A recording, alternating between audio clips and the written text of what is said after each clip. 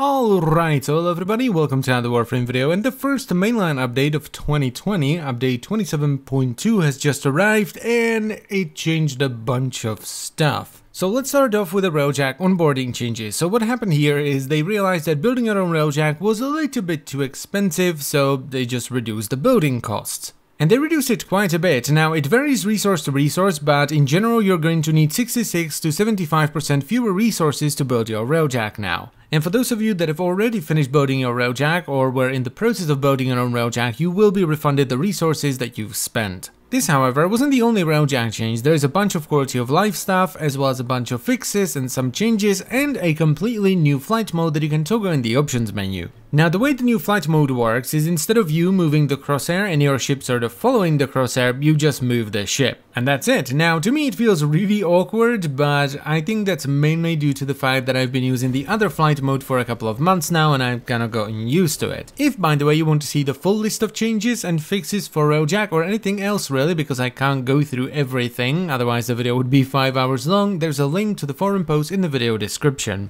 Moving on from there, we have mostly fixes to the Kuva lit system, but there's one pretty important change for party play. So if someone in your squad stabs a lich with their Parazon, if they get any murmur progress from it, it will be shared with the rest of the party once again. This is something that they disabled for a couple of patches, but they decided to re-enable it once again. After that, we have some pretty important changes to enemy scaling. It's basically a massive nerf to the enemies, because instead of their health, shields and armor scaling on an exponential curve, it now scales on an S-curve instead. Now I could show you all the numbers and go through many graphs and we could all sit here stroking our chins all like, yes, of course, I don't understand. But the important thing here is that enemies are squishier, especially at higher levels. Now on top of this, us, the players, our Warframes, have been given our own health, armor and shield types, because up until now we've been sharing them with some of the enemies. Like for example, I'm not 100% sure about this, but I think our Warframes had ferrite armor. And this will make balancing stuff much easier, because previously, if they were to buff ferrite armor, they would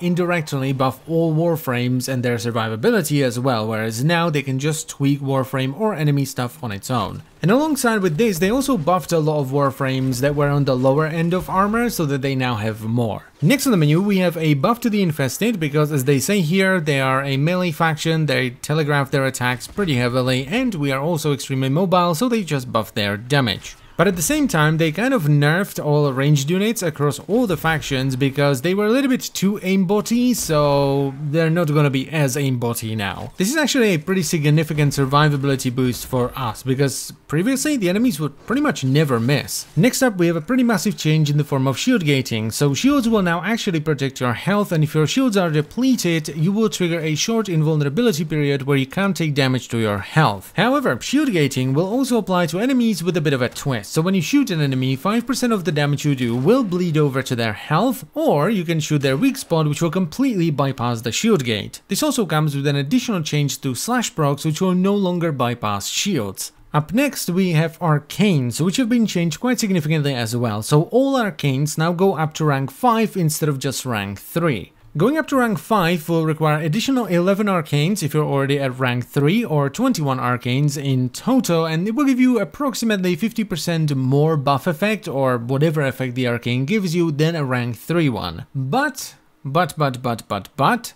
you can no longer stack them, so you can only use one of each Arcane at a time. So no more double Arcane Energize or double Arcane Grace or any of that. Then probably my favorite change of the bunch is a complete removal of self-damage in favor of self-stagger. Now the way the new self-stagger works is if you're caught on the edge of the explosion, there will just be a short stagger animation. However, if you're caught closer to the middle, there will be a much longer sort of knockback, backflippy kind of thing animation that takes much longer to recover from. However, this animation is affected by knockdown recovery, so for example handspring makes the animation much quicker. Then, if you're knockdown immune, like for example Atlas, when he's firmly standing on the ground, you can only ever get the short stagger animation regardless of how you get hit, and some Warframe abilities like Rhino's Iron Skin or even the Icy Avalanche shield you can get with Frost make you completely immune to any of the effects. And finally, since all of these changes made Cautious Shot kind of useless, it has been changed to have a 90% chance to reduce the stagger effect if you hit yourself. Next up, we have scaling Excavators. Yes, Excavators will now scale based on on the enemy level. And this is a pretty awesome change because up until now, excavators were the only sort of defense objective that didn't scale based on enemy level, and they had pitiful amounts of health and shields, making things like, you know, Kuva Lich excavation pretty much impossible because the enemies would just one-shot them. Next up, we have a relatively minor change that has to do with the mission rewards. So they sort of fat-trimmed a lot of the mission rewards, mainly the terrible ones like a 1000 credit cash. You will most likely not get this anymore, which is nice.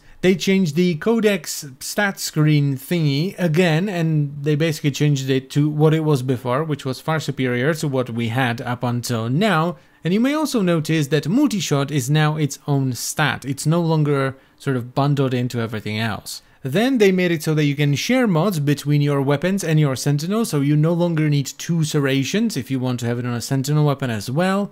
And the final change that I want to talk about today, because I could literally just sit here for like 3 hours and just talk about all the stuff they've changed, so I just sort of cherry-picked some of the more important things, or what I believe to be more important, and that's the change to status. So, first of all, you can see that on my Tiger's Prime, status is now calculated per projectile, and it also shows the breakdown per projectile on damage as well, with the total damage being at the very bottom. Now, what the status per projectile calculation does is it kind of fixes status on shotguns, because previously if you were able to hit 100% status before multi-shot, all the pellets you would fire on a shotgun would proc status 100% of the time. Now, this was first of all broken and very unintuitive, but second of all, it would also not work with the new status system where you can go over 100% status to be able to proc 2 or more status effects with a single projectile. Now, this is an absolutely massive change, and it's something that we're gonna have to test a lot, but in general it should be a big buff to status-based weaponry. Especially since they buffed a lot of the previously terrible status mods, and they buffed status on most of the shotguns as well, and since they added additional stacking effects to status procs. Now, I'm not gonna go through the status effects one by one because there is a lot of stuff there and this video is already getting pretty long, so I'm gonna make a separate video for that. Some examples here would be impact will eventually lead to a knockdown once you reach 5 stacks, and radiation makes the enemy do more damage to allies as you proc more and more of it. Some status effects have even been reworked completely, like for example, Viral no longer cuts the enemy health in half, it instead does more health damage, and as you stack it up, it does more and more health damage. So yeah, there is far more to talk about here, not just with the status effects, but with everything in general that I can reasonably fit into this video. So yeah, a pretty massive update indeed, and a really good one as well. So yeah, if you want to check out the full forum post, there is a link to it in the video description down below. And as I've said earlier, I'm going to make multiple more in-depth videos that focus on different aspects of this update next week. But for now, that's it, so I thank you very much for watching as always guys, I hope you've enjoyed the video and it was helpful, and I will see you next time. Bye bye.